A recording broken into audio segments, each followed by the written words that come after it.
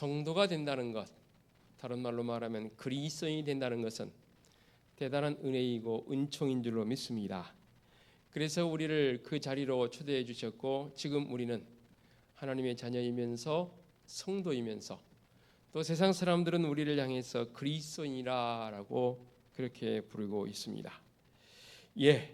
성도가 된다는 것, 그리스도인이 된다는 것은 어떤 특출하고 굉장한 초인간적인 모습이 아니고 진정한 성도로 되어지는 것은 예수 그리스도를 표방한다 또는 덧입는다라는 표현을 쓰기도 하지만 그보다 더 본질적인 요소는 뭐냐면 정말로 진정한 성도가 되려면 예수 그리스도를 본받는 차원에 벗어나서 작은 예수화 되어지는 모습, 이게 바로 진정한 성도적 삶의 모습이 아니겠습니까?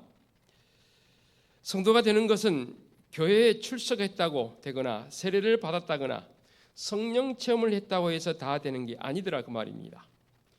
주님 안에서 늘 성장해야 하고 계속 깨닫고 계속 회개하고 계속 은혜 받고 계속 결단하고 앞으로 전진해 나아가야 합니다. 이의 기본적인 모습은 출석하고 세례받고 성령 체험을 해야만 맞지요.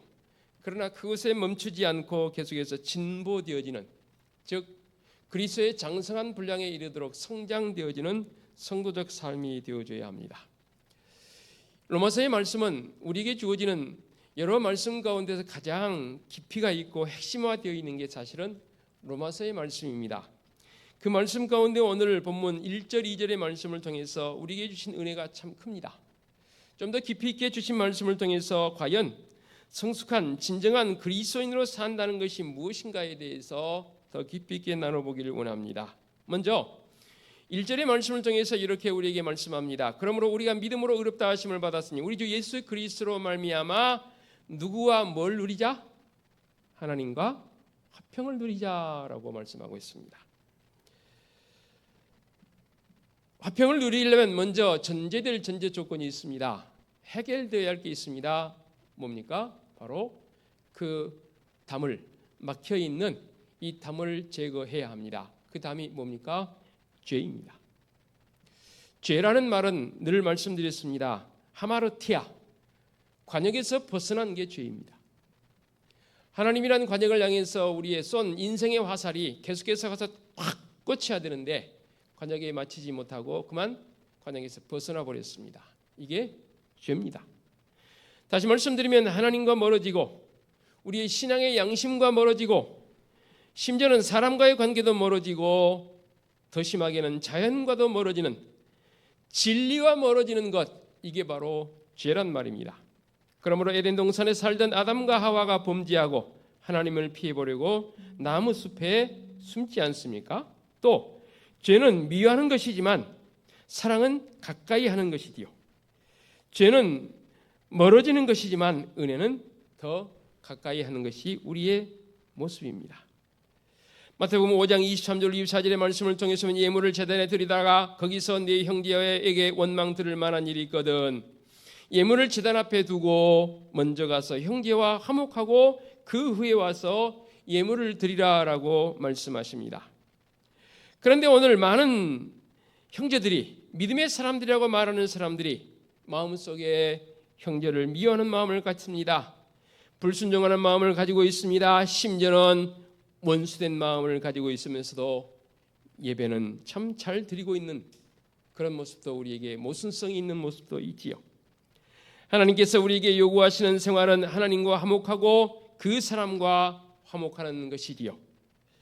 미움이 아니라 사랑입니다. 그런데 우리가 화평을 누리지 못하는 이유가 상대방에게 있는 게 아니고 문제는 바로 나에게 있다는 사실입니다.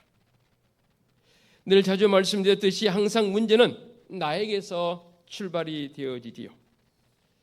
싸운 사람들을 불러다 놓고 경찰에서도 그렇고 경찰까지 가지 않더라도 CCTV를 가리는 작은 아이들 이 싸움에도 부모인 어른이 개입해서 관여를 해보면 그겁니다.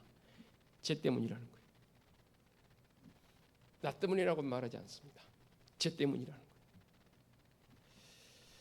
아무리 내가 화평하게 하려고 해도 저 사람 때문에 평화로울 수 없다라고 말하는, 참 우리 이런 표현들을 너무 쉽게 하지요.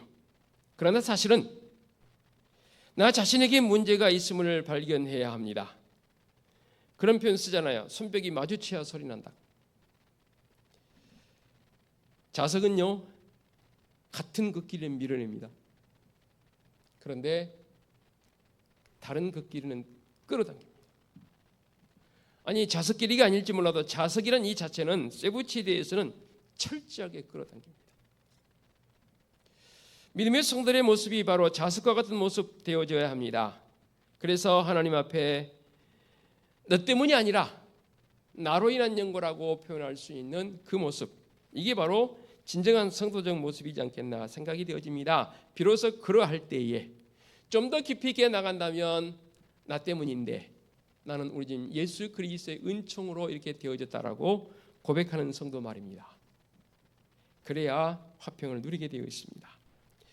언젠가도 제가 인용했지만 예화 한 가지 인용하겠습니다. 흑인 운동가인 마르틴 루터 킹이 감옥에서 이제 풀려났습니다. 공교롭게도 그날이 주일이었고 목사님이시잖아요. 원수들을 어떻게 사랑할 것인가라는 제목으로 설교를 하셨다고 합니다. 그 설교 내용을 번역해 놓은 게 그대로 한번 제가 인용하겠습니다. 사랑하는 형제들이여, 우리의 가혹한 백인 적대자들에게 우리는 어떻게 말해야 합니까? 우리를 괴롭히는 당신들의 힘이 더 센가? 고통을 참으려는 우리들의 사랑의 힘이 더 센가? 내기합시다. 우리는 당신들의 폭력을 영적인 힘, 사랑으로 대체할 것입니다. 당신은 우리에게 무엇을 하든지 우리는 계속 당신들을 사랑할 것입니다. 우리를 감옥에 넣으시오. 그래도 우리는 당신들을 계속 사랑할 것입니다. 우리 집을 폭격하고 우리들의 자손들을 위협해 보십시오. 그래도 우리는 여전히 당신들을 사랑할 것입니다. 폭력배를 밤중에 우리 동네에 보내어 우리를 때려 절반쯤 죽인다 해도 우리는 여전히 당신들을 사랑할 것입니다. 우리는 고난을 참는 능력으로 당신들을 이길 수 있도록 당신들의 믿음과 양심에 호소할 것인데, 그러면 우리의 승리는 이중의 승리가 될 것입니다 라는 메시지의 내용을 제가 그대로 인용했습니다. 참으로 놀라운 사랑의 증거입니다. 상대방이 무력과 폭력으로 다가온다 할지라도 우리가 주님의 마음을 가지고 화해의 정책을 쓴다면 백인, 흑인 우리 모두 다 함께 승리할 수 있다는 영원한 사랑과 평화의 길, 곧 아가페 사랑의 마음을 이 설교를 통해서 표현해 놓은 것 아니겠습니까? 이렇게 믿음의 성도들의 삶의 모습에서 화평을 누린다는 것은 참으로 중요한 문제입니다. 계속해서 로마서의 말씀을 통해서 이렇게 표현합니다. 2절, 또한 그로 말미암아 우리가 믿음으로 서 있는 이 은혜에 들어감을 얻었다라고 했습니다. 여러분 생각하시는 믿음이 뭐라고 생각하십니까? 믿음이라는 것은 마음 줌의 모습 아닙니까? 그래도 내 마음을 주는 행위가 믿음입니다. 그 믿음은 하나님을 향해서도 믿음이지만 사람과의 관계에서도 믿음이지요. 서로 마음을 줄 때 그걸 다른 표현으로 신뢰도 가기도 하고요. 그 사람에 대한 절대적 내 마음 줌을 통해서 서로 믿음이 생기지요.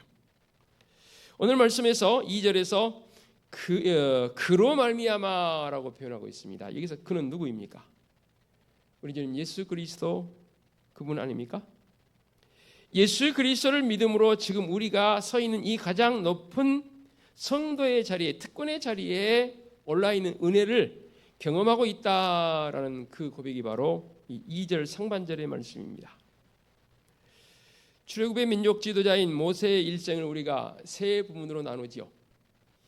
모세가 120년을 살지 않습니까? 일부 40년은 그야말로 세계를 한 손에 쥘 수 있을 정도의 놀라운 권세를 가졌던 왕자의 모습으로 40년을 살아가지요. 그리고 2부의 인생은 40년을 광야에서 양을 치는 자로 목동으로 살아갑니다. 이 목동으로 살아가는 과정 속에서 모세는 놀라움을 경험하고, 그리고 그런 과정 속에서 마지막 3기 인생인 40년은 이스라엘 백성들을 광야에서 이끌고 가는 지도자로 살아가는 것을 보게 되지요. 다시 말씀드리면 첫 1기 40년은 왕궁에서 최고의 권위자로 살았습니다. 그리고 2기 인생을 사는 광야의 모습은 비로소 그 광야에서 양을 치면서 자신의 됨, 나의 나됨을 발견하는 그런 시간으로 주석가들은 해석을 합니다. 그래서 늘 제가 즐겨 표현했던 표현들이 아마도 모세에게 있었던 것 같아요. I'm nothing, 나는 아무것도 아니라는 거예요. 참 힘들었던 시대의 시간을 보냈을 것입니다. 그런데 그때가 이 광야의 40년이 어쩌면 모세에게 있어서 대단한 믿음의 모습이 형성되어지는 그런 시기였지 않나라고 해석해 봅니다. 모세가 자기의 연약함을 발견하고 자기 자신을 다 포기하고 양치는 목자가 되어서 비로소 살아갈 때 하나님께서 그를 부르십니다. 하나님께서 모세를 부르시고 너를 민족의 지도자로 삼겠다라고 말하니 모세가 예 그러겠습니다라고 첫 부르심에 따릅니까? 따르지 않습니다. 저는 못합니다. 저는 입도 둔하고요. 이 모세의 부인에 대해서 모세의 거부함에 대해서 극과 극으로 이 주석가들은 나눕니다. 어떤 주석가들은 모세 스스로가 진짜 자기는 이 언어 언변이 없는 우둔한 사람이었다라는 것에 대해서 자기의 가장 약점 그것을 알았기에 진짜 못하겠다라는 그런 모세적 표현으로 해석하기도 하고요.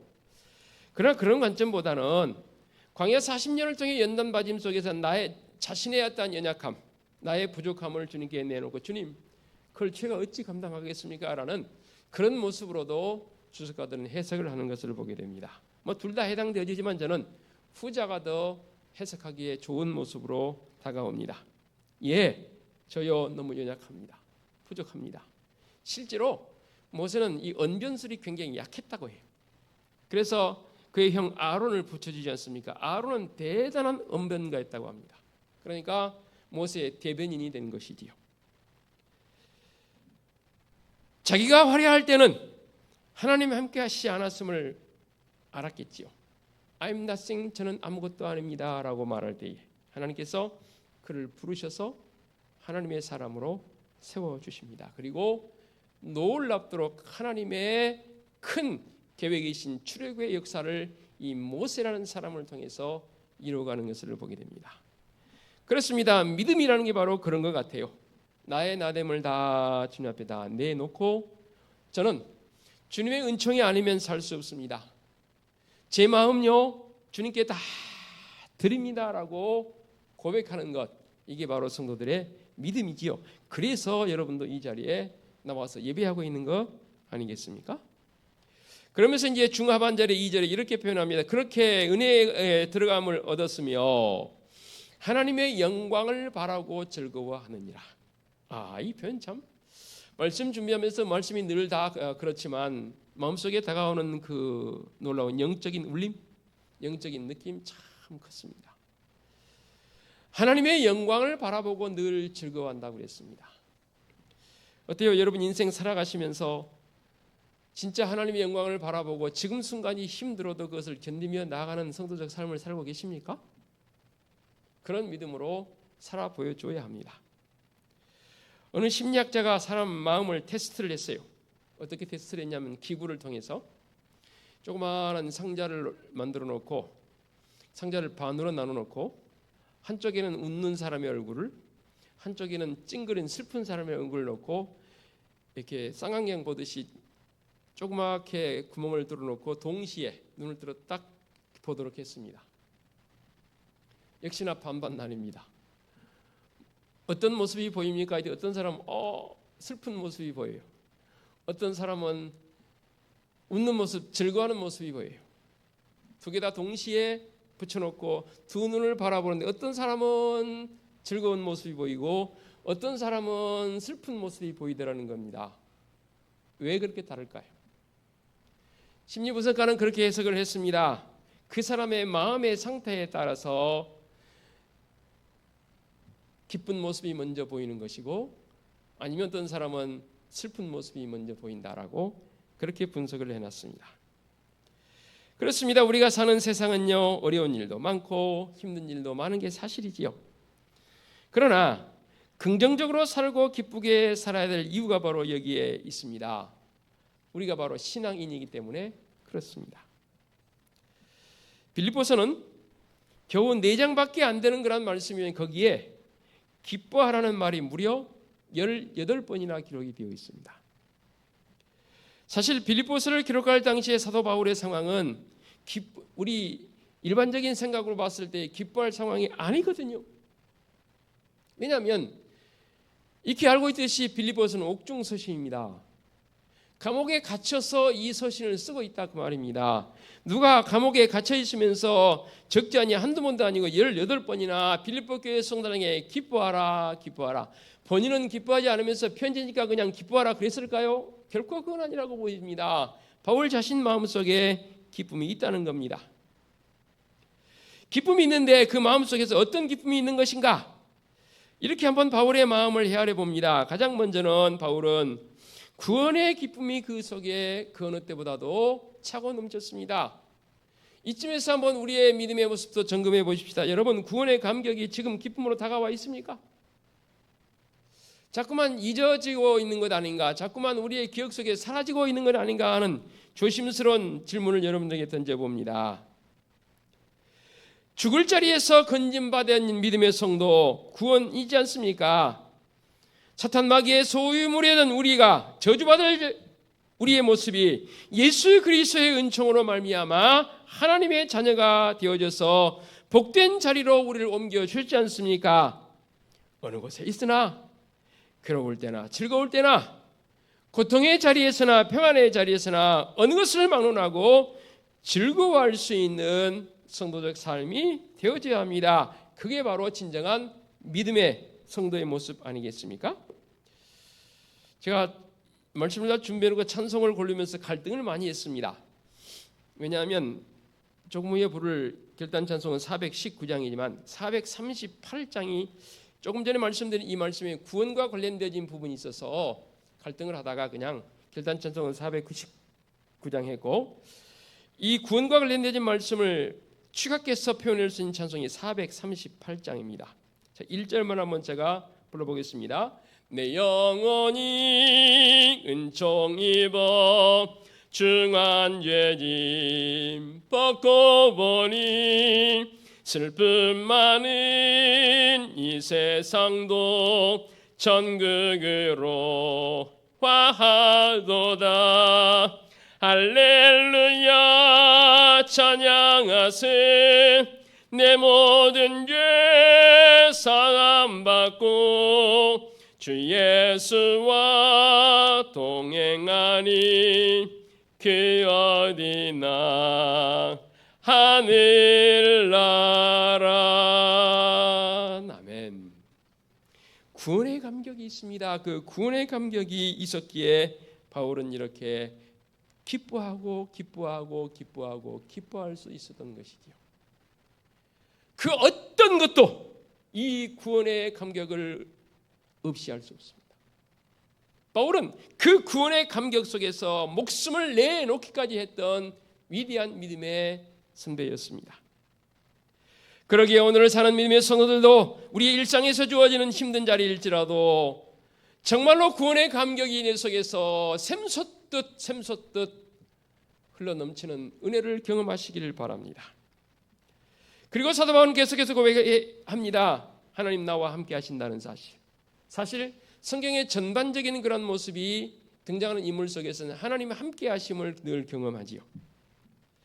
비록 감옥에 갇혀 있는 세상 사람들이 보기에는 기뻐할 수 없는 상황인지 몰라도 바울은 하나님의 사랑, 그 사랑이 나를 강권하고 있도다. 자신은 하나님으로부터 사랑받는 존재라는 사실에 대해서 늘 기쁨을 가지고 있었습니다. 하나님 나와 함께 하시니, 나를 사랑하시니 내가 기쁘다라는 그런 고백 아니겠습니까? 말씀 준비하다 보니까 여러 번 자료를 찾다가 참 표현이 독특한 표현이 있어서 이 표현을 제가 한번 빌려봅니다. 미움을 받고 괴롭고 마치 지옥을 향해 가는 사람이 내 얼굴을 보고 그 지옥을 가게 하는 사람이 천국으로 향할 수는 없는 것인가? 이런 표현. 좀 어렵습니까? 이렇게 한번 제가 바꿔봅니다. 당신의 웃는 얼굴들을 보고 자살을 하려고 가던 사람이 돌이킬 수는 없는가? 좀 심한 표현입니까? 한강 다리에는 자살 예방용 전화가 있다 해요. 그래서 그 죽으려는 사람이 그 전화를 들어서 상담하는 사람이 그렇게 많지는 않겠지만 대부분 그 자살을 하려는 사람이 그 전화를 받았을 경우는 바로 자살하는 경우보다는 사는 경우가 더 많다라는 그런 결과 보고가 있더라고요. 보십시오. 자살하려 가던 사람이 내 얼굴을 보고 그 마음을 돌이킬 수 있는 그런 나. 너무 주제가 큽니까? 너무 책임이 큽니까? 오늘 사는 믿음의 성도들 가운데는 근엄한 얼굴을 하고 있고 무서운 인상을 함으로 그 사람을 만나면 더 기분이 나빠진 사람이 있을 수도 있더라는 거죠. 고약한 이 인상을 지니고 살아가고 있습니다.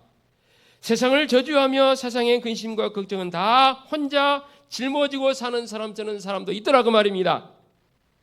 오히려 반대로 멀쩡하던 사람이 그 사람의 얼굴을 보고 자살을 결심하는 그런 일이 생긴다면 이건 더더욱 아니지 않습니까? 죄송합니다. 아침부터 제가 극단적인 표현을 썼어요. 하나님을 사랑하고 그 사랑을 받고 사는 사람이라면 내 삶에 기쁨이 넘쳐야 합니다. 그래서 늘 저는 하박국 선지자의 고백이 참 좋아요. 비록 무화과 나무가 무성하지 못하며 포도의 열매가 없으며 감람나무에 소출이 없으며 밭에 식물이 없으며 우리의 양이 없으며 외양간에 소가 없을지라도 나는 여호와로 인하여 즐거워하며 나의 구원의 하나님을 인하여 기뻐하리라 했던 이 하박국 선지자의 고백이 오늘을 사는 진정한 성도적 고백의 모습이 되어야 되는 것 아닙니까? 그래서 제가 늘 기도하지 않습니까? 세상 사람들이 부러워할 수 있는 나.